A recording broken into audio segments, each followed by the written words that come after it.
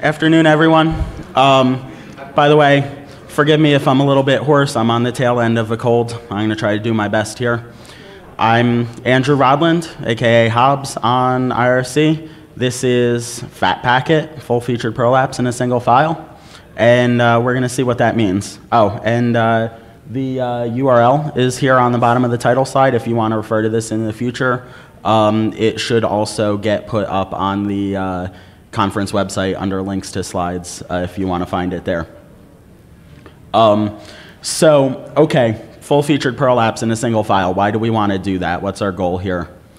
One of the things is simply you can run on a lot of machines with minimal effort if you don't have to worry about dependency installation. I think we've seen a bunch of this, Go, for example. It's one of the reasons it's popular is you deploy a single file to the host and you don't have to worry about dependencies or runtime libraries or anything like that. It's just going to work.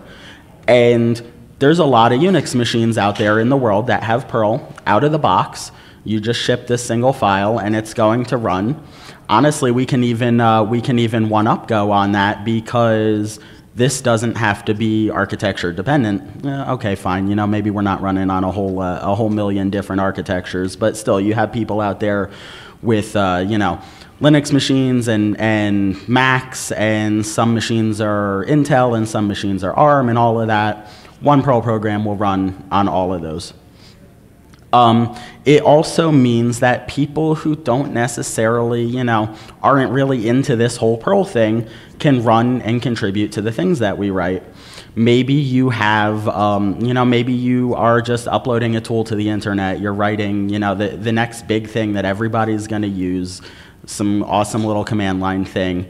And you want people to be able to run it easily. You want to have contributions to it. And you don't want to tell people, okay, this is how you deal with CPAN and Perl toolchain and all of that stuff. Maybe you work at a place that is not necessarily, a Perl shop. Maybe they don't like Perl.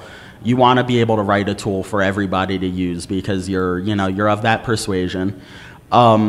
But you can't go, all right, let's build out this tool chain and we're going to have build workers and we're going to have Carton and we're going to set up our dark pan and everything's going to be great. No, you just have to be able to hand something off and say, all right, this is the thing. This is how it's going to run. I'm not necessarily saying, sneak Perl in at work, but I don't know, maybe I'm saying that. Yes? Not necessarily. It's easy enough to target a reasonable range of Perl versions. I'll touch on that a little bit going on. But so overall, I would summarize this as making Perl a seamless thing for consumers of your software. So let's look at how things were back in the olden days. You find a Perl program on the internet and you want to run it. So you download it. Open up with Perl, you get one of these, right? So you look at some instructions, you open the CPAN shell, and it asks you 300 configuration questions. And then you find out, well, I'm not root on this machine, I need to install stuff. Okay, so you look things up, you Google for it, and you find out, okay, this is how you install things as a non-root user. You run CPAN, you ask it for this module that it said couldn't be found. You wait a while, eventually everything installs. You run the script again, you get another error because there's some more dependencies missing. You repeat. And that's how it was when I started working with Perl. This was what everybody went through back around the year 2000.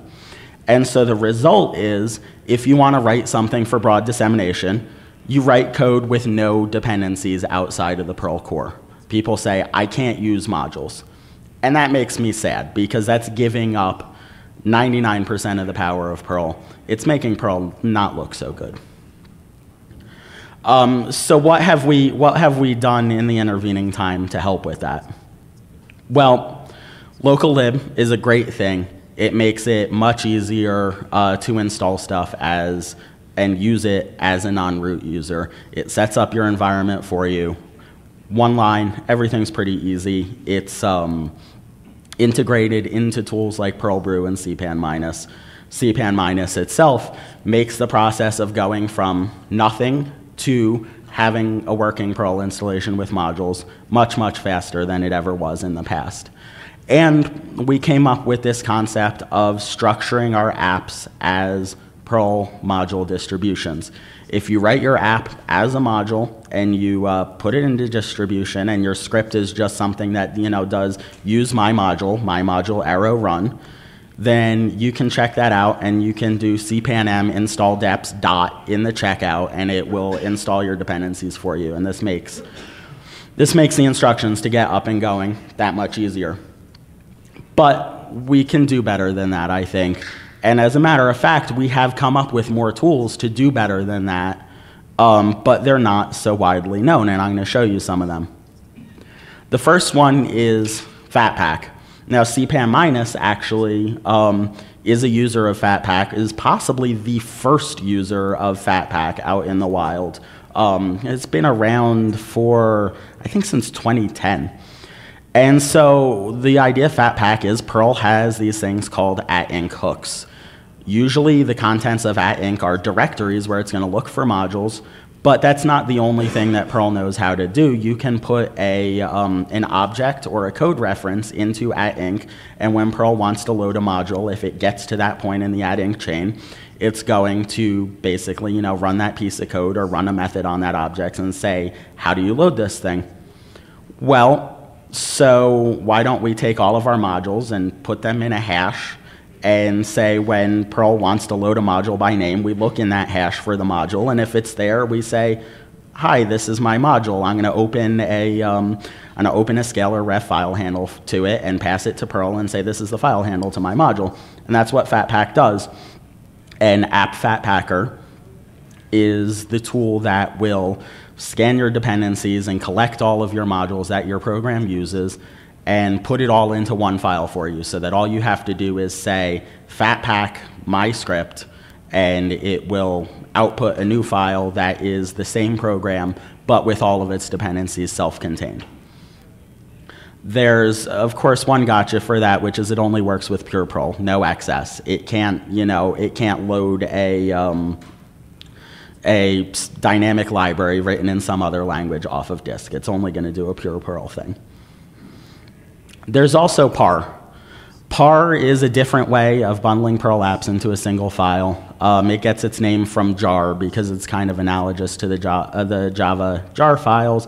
It's basically a zip file full of Perl stuff, uses the same @inc trick.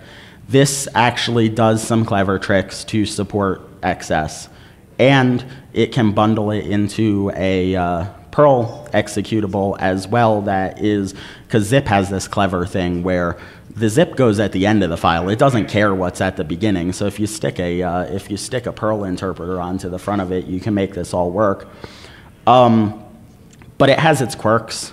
This talk is not going to be about Perl, about PAR. It's all going to be about FatPack, because PAR, it's given some people trouble in the past. It's not widely used at this point. It's just a little too fragile for my taste. Another gigantic tool in our tool set is Moo. And what is Moo is it's a very, very useful subset of Moose. Moo has been described as slightly less than 60% of Moose. That's, or slightly less than 2/3 of Moose. That's, based on the name. But it's true. It gives you all of Moo except for the meta stuff. And it's fast. Moo can drag down load time, so you don't necessarily like to use it for a command line app when it needs to run instantly.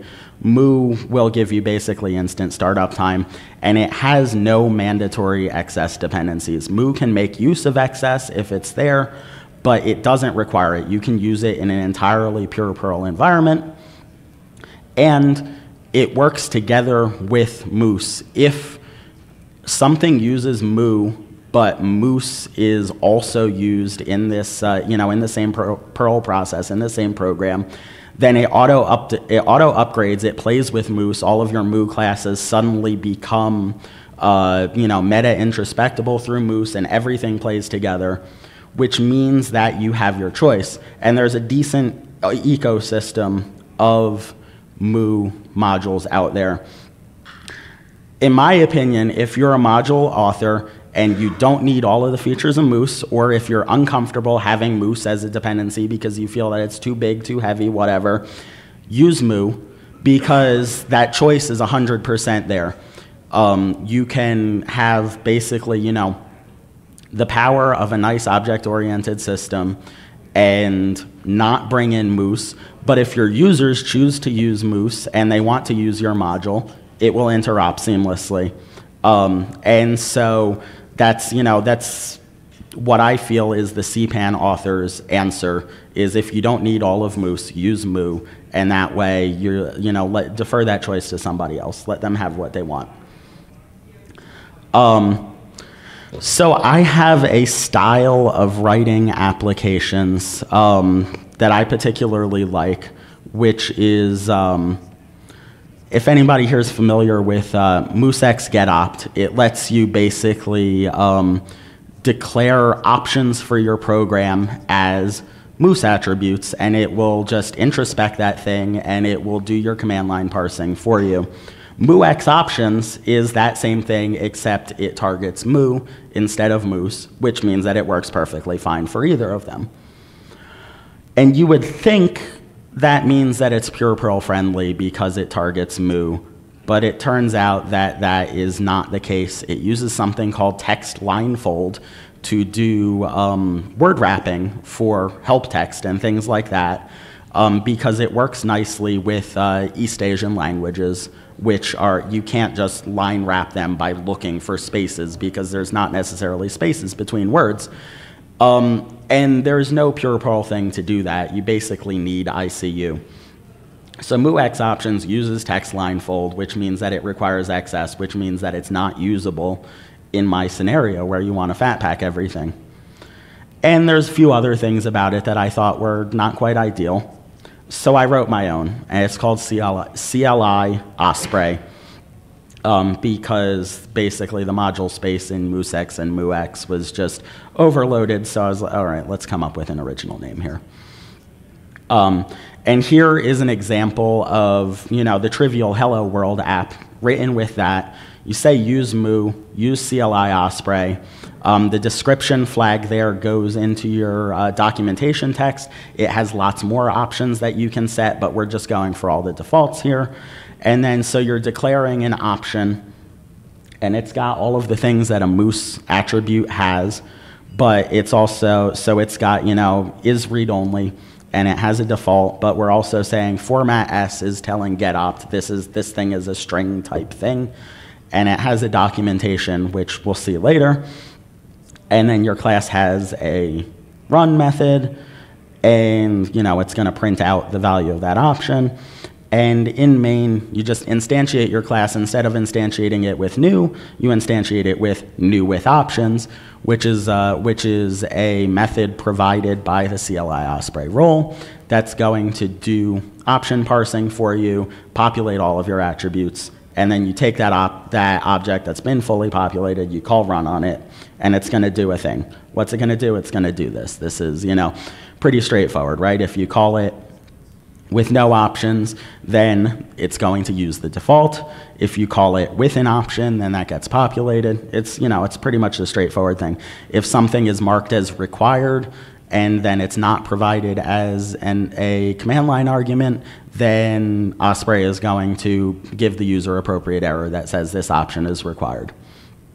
And so now we could run this thing with -- man, and it's going to do this. And all of this is automatically populated from what you do, and you can customize it pretty well. And this is, you know, it's 90%, I would say, the same as moosex getopt. So if you're familiar with that, it's the same thing, only a little bit more optimized for this use case. It also, if you're familiar with appcmd, is like that, and what that does is it lets you write even bigger CLI type applications that have subcommands. so that you do, my app this, my app that, and you can have options at the global level, and you can also have options on each subcommand. And they're instantiated from the top down, so the main app is instantiated, and then the subcommand is instantiated with an instance of the main app being passed to it. You can go deeper and deeper if you like. There's no limit, but probably too deep is the reasonable limit. But this lets you do even more extensive things.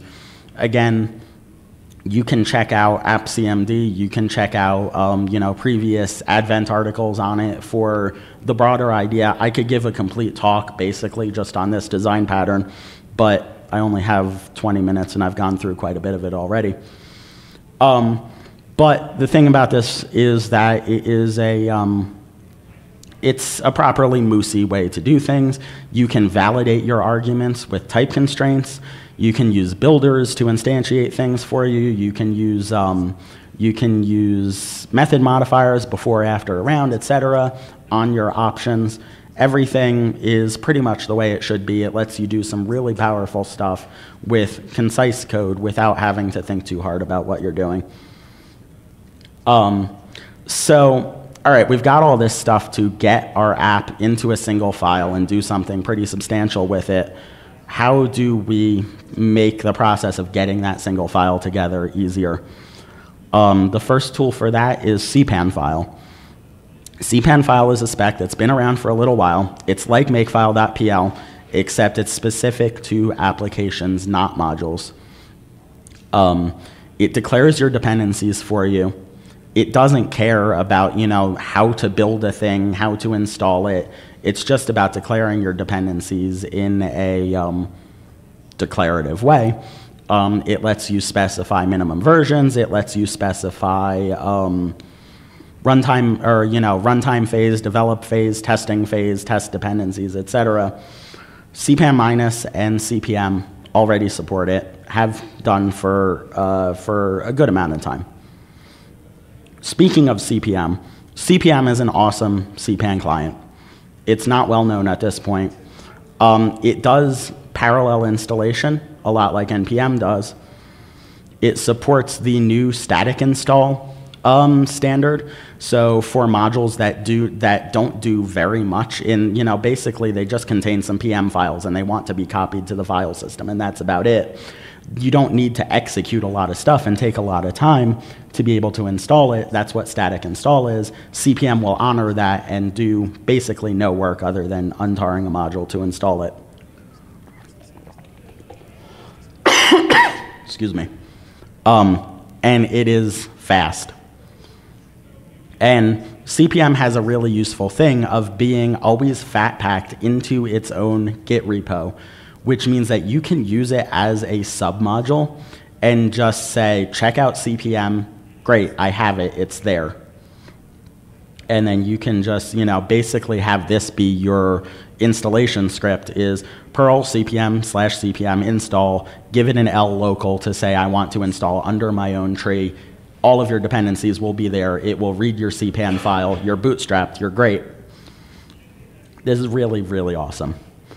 I'm going to try to show you how awesome this is. It depends on how good the internet connection is here. But we're going to install Catalyst. Install Catalyst runtime. That thing's pretty fat, right? See, internet.